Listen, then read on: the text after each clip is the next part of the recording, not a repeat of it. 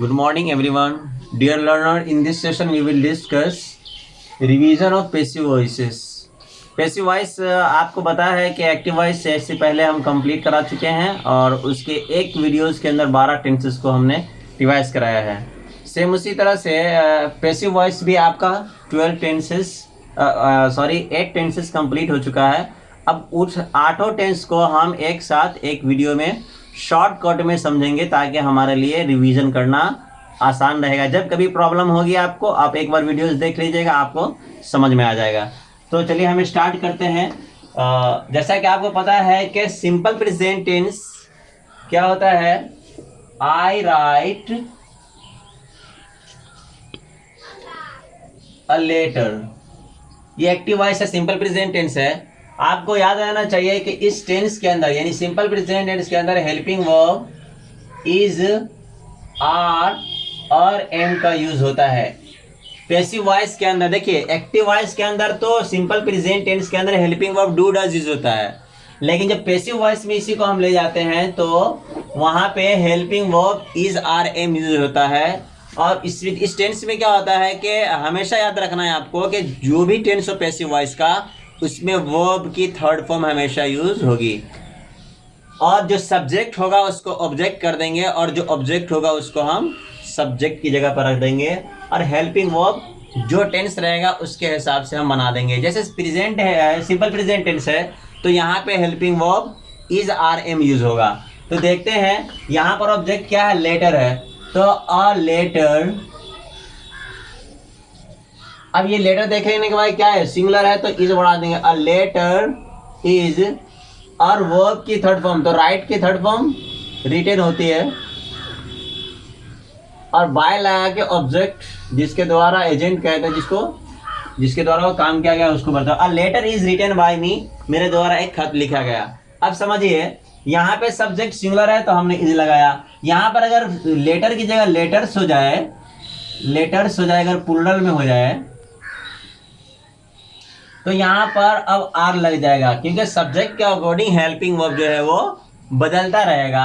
तो यहाँ पर प्लूरल होगा तो आर लगाएंगे, अगर यहाँ पर आई होगा तो वहाँ पे एम लगाएंगे। बच्चा ये सेम प्रोसेस रहेगा, यानी वर्ब की थर्ड फॉर्म जो है वो हेल्पिंग वर्ब के बाद यूज होगी। क्लियर? चलिए आगे देखते हैं present continuous tense. Present continuous tense के अंदर helping verb is, are, am आपको पहले से पता है कि एक्टिव वॉइस में लगता है, लेकिन जब पैसिव वॉइस में इसको बदलेंगे तो इसमें इसके साथ बीइंग का यूज हम लोग करेंगे, बीइंग का यूज करेंगे। जैसे देखिएगा, आई एम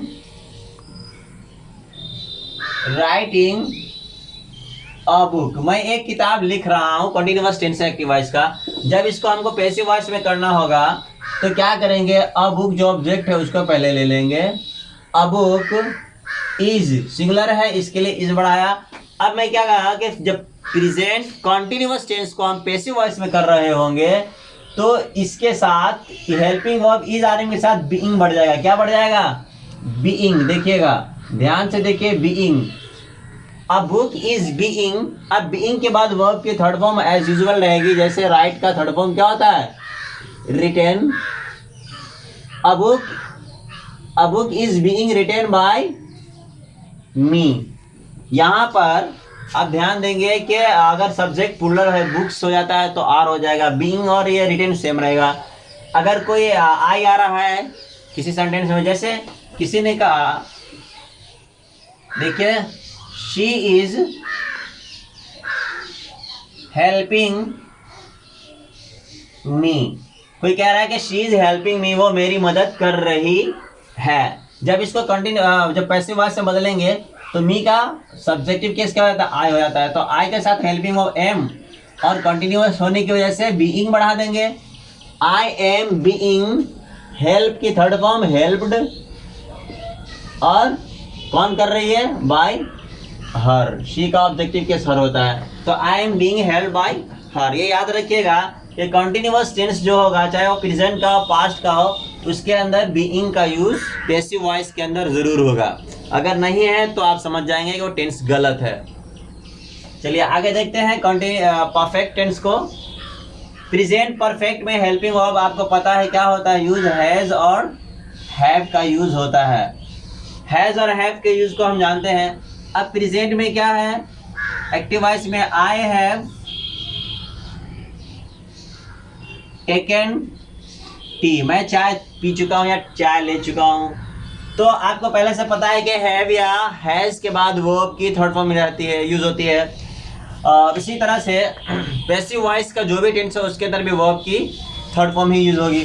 देखिए यहाँ पर I have taken T active voice है, जैसे इसको पैसिव में बदलेंगे तो टी सिंगुलर है तो has, tea has been taken by me कर देंगे। यहाँ पर क्या फर्क है, सब चीज सेम रहता है, सिर्फ एक बीन बढ़ जाता है। क्या बढ़ जाता है, बीन बढ़ जाता है, जो कि हैज या हैव के बाद होता है। अब देखिए दूसरा एग्जांपल और समझ जाइए थोड़ा क्लियर करके। यू हैव बीटन देम, आप उन्हें पीट चुके हैं। तो देम जो है ऑब्जेक्टिव है केस में है, तो इसका सब्जेक्ट क्या हो जाएगा, दे हो जाएगा। तो दे हैव के बाद been, they have been beaten, same होता है third form, beaten by you. Clear? तो आपको समझ में आ गया होगा कि पैसिव वॉइस के अंदर 3 टेंसेस होते हैं। परफेक्ट कंटिन्यूअस जो होता है वो पैसिव वॉइस के अंदर नहीं होता है। तो मैं क्या बताया कि सबसे पहले सिंपल प्रेजेंट टेंस के अंदर helping verb is are am का यूज होगा, उसके बाद वर्ब की थर्ड फॉर्म होगी। कंटिन्यूअस के अंदर helping verb is are am के साथ बीइंग का यूज होगा, उसके बाद वर्ब की थर्ड फॉर्म होगी। इसी तरह से पैसिव वॉइस परफेक्ट के अंदर हैज या हैव का यूज होगा, उसके साथ हैज या हैव के जस्ट बाद हम बीन का यूज करते हैं पैसिव वॉइस बनाने के लिए, जिससे हमको समझ में आ जाता है कि ये टेंस पैसिव वॉइस का है या एक्टिव वॉइस का है। क्लियर? आगे देखते हैं पास्ट को। पास्ट में भी सेम प्रोसेस है, पास्ट टेंस में भी इसी तरह से 3 टेंस होगा जिसका पैसिव वॉइस होगा। सिंपल पास्ट देखेंगे, I played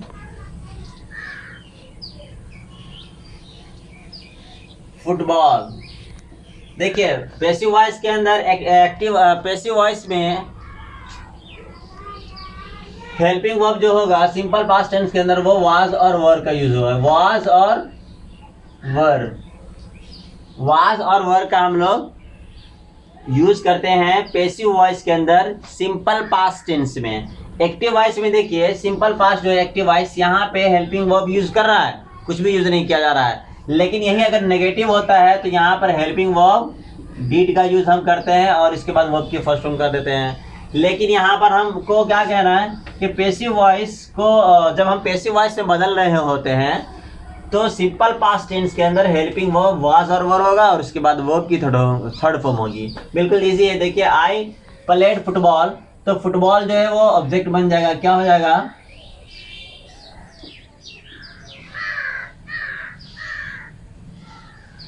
football was, football was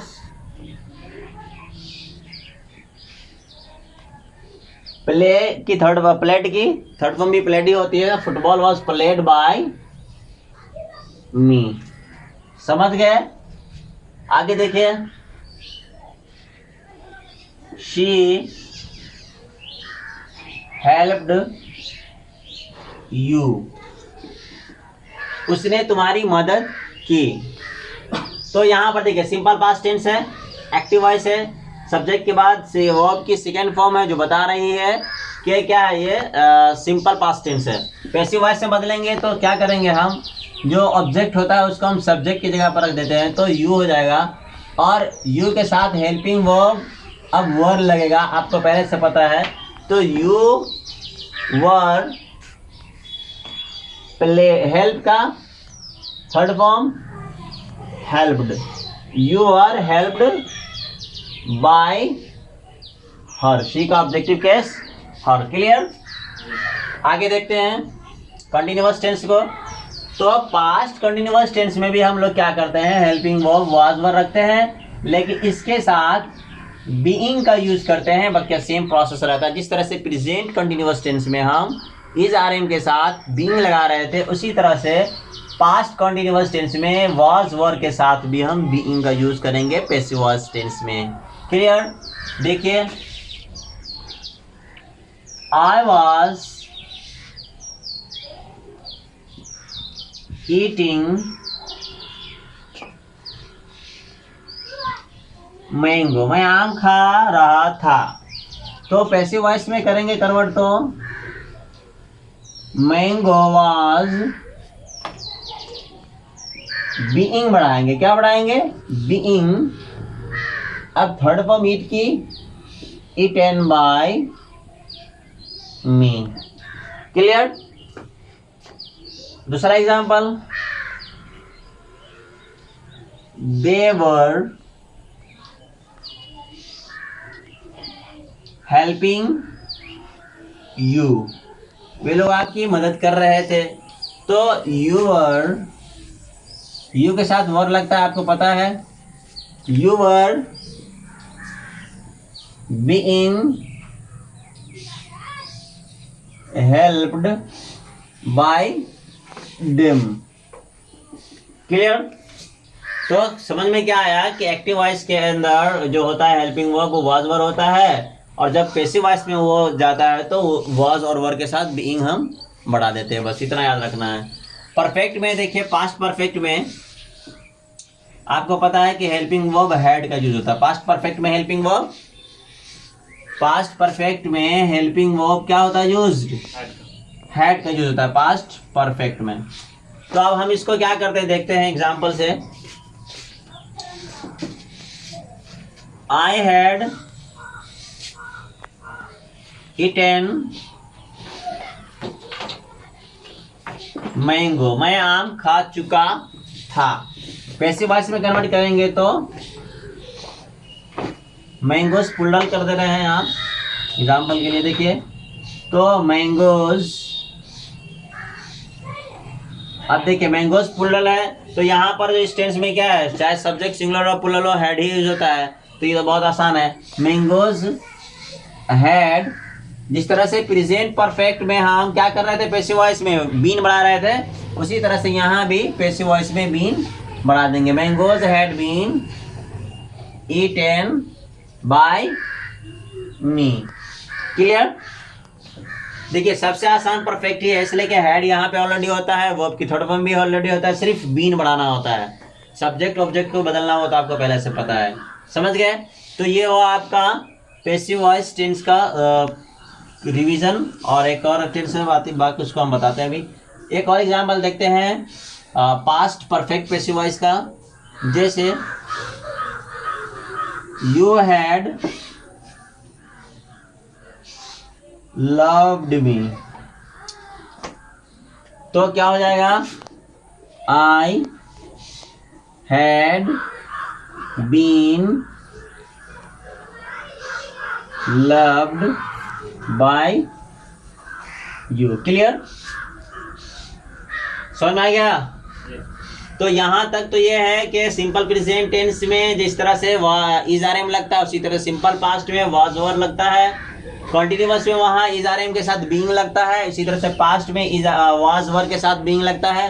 perfect में हैड या हैव, प्रेजेंट होता है तो हैज के बाद बीइंग लगता है या हैव के बाद, उसी तरह से परफेक्ट पास्ट में हैड के बाद हम बीन लगाते हैं। ओके, आगे देखते हैं जो कि लास्ट है और फ्यूचर टेंस है। फ्यूचर टेंस में दो टेंस होता है, सिर्फ होता है पैसिव वॉइस। सिर्फ दो टेंस का फ्यूचर में पैसिव वॉइस होता है। एक होता है सिंपल फ्यूचर, सिंपल फ्यूचर होता है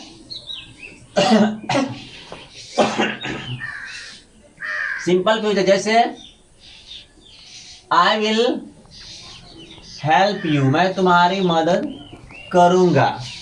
पैसिव वॉइस में कन्वर्ट करेंगे तो क्या हो जाएगा? सब्जेक्ट को ऑब्जेक्ट में रख देते हैं, ये तो रूल आपको शुरू से पता है। और वर्ब की थर्ड फॉर्म यूज होती है पैसिव वॉइस में, ये भी आपको क्लियर है। तो देखते हैं, यू विल तो इंडिकेट करता है कि टेंस फ्यूचर है, तो याद रखना है आपको। यू विल अब यहाँ पे फ्यूचर में इसके साथ बी बढ़ा देते हैं, विल के साथ क्या बढ़ा देते हैं हम, फ्यूचर टेंस में, सिंपल फ्यूचर में, पैसिव वॉइस में जब हम बदलते हैं तो विल के बाद बी बढ़ाते हैं। फ्यूचर में देखिए यू विल बी, अब इसके बाद वर्ब की थर्ड फॉर्म बता देंगे आप, तो हेल्प की थर्ड फॉर्म हेल्प भी होती है, तो you will be helped by me. Clear? आगे देखिए, शी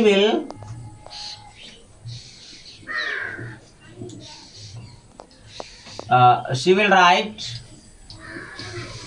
अ लेटर, वो एक पत्र लिखेगी। इजी है ये एग्जाम्पल समझना। अ लेटर, विल तो रहेगा ही, इसके बाद क्या बढ़ जाएगा, be. A letter will be written by her. Clear? A letter will be written by her, समझ में आया? She will write a letter, passive voice क्या हो जाएगा, a letter will be written by her. अब पैसिव वॉइस में continuous tense नहीं होता है फ्यूचर का। फ्यूचर जो है, जैसे फ्यूचर में क्या बोलते हैं, पास्ट और प्रेजेंट में कॉन्टिन्यूअस था ना, इसी तरह से फ्यूचर में कॉन्टिन्यूअस नहीं होता है, सीधा फ्यूचर परफेक्ट टेंस होता है पैसिव वॉइस। तो फ्यूचर परफेक्ट में देखते हैं हम, फ्यूचर परफेक्ट में देखते हैं, यहाँ पर विल के साथ क्या होता है आपको पता है, हैव का यूज होता है। विल के साथ हैव का यूज होता है, तो इस विल के साथ हैव जो होगा ना, इसके साथ सिर्फ हम बीन बढ़ा देंगे। क्या बढ़ा देंगे, बीन बढ़ा देंगे, बाकी सेम प्रोसेस रहता है। एग्जाम्पल से समझते हैं, I will have eaten mango, मैं एक आम खा चुका हूँगा। फ्यूचर में है और काम कंप्लीट होने वाला होगा, इसके लिए इस टेंस का यूज कर रहे हैं। कन्वर्ट करेंगे इसको पैसिव वॉइस में तो क्या हो जाएगा, अ मैंगो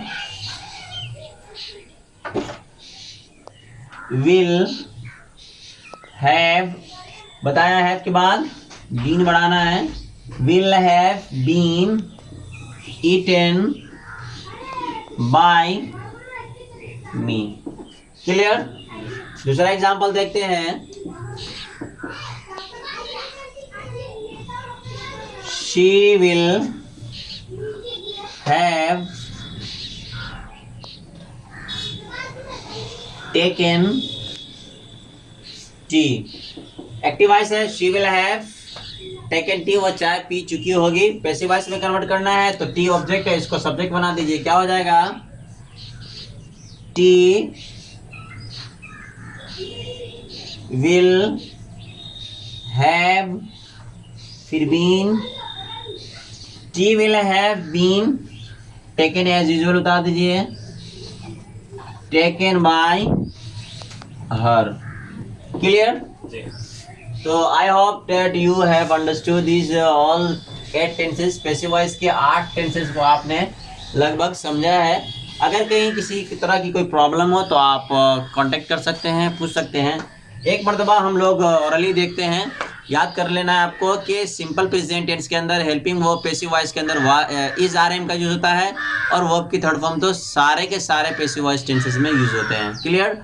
उसके बाद कंटिन्यूअस में इज आर एम के साथ बीइंग बढ़ा देते हैं हम, और परफेक्ट में हैज या हैव के साथ हम बीन बढ़ाते हैं। बाकी वर्ब की थर्ड फॉर्म आप जानते हैं। पैसिव वॉइस पास्ट में भी उसी तरह से वाज वर सिंपल पास्ट में यूज होगा, और वाज वर के साथ बीइंग कंटिन्यूअस में यूज होगा, और हैड के बाद बीन का यूज वो पास्ट परफेक्ट में यूज होगा।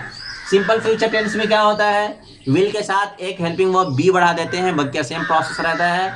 परफेक्ट फ्यूचर परफेक्ट के अंदर विल के साथ हैव होता है, जो पहले से होता है, आपको पता है परफेक्ट में, तो उस हैव के बाद हम बीन बढ़ा देते हैं, बाकी और कुछ नहीं है। सब्जेक्ट को ऑब्जेक्ट, ऑब्जेक्ट को सब्जेक्ट करना ये पहले से आपको मालूम है, और आप इस पे प्रैक्टिस कर चुके हैं। ज़्यादा से ज़्यादा प्रैक्टिस करिए, आपको बिल्कुल समझ में आ जाएगा।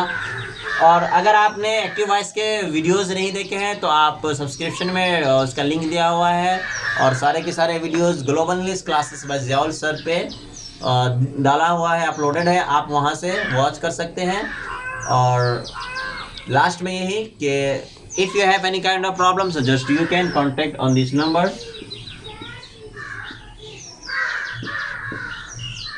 ओके, तो आज के लिए इतना ही काफ़ी है टुडे।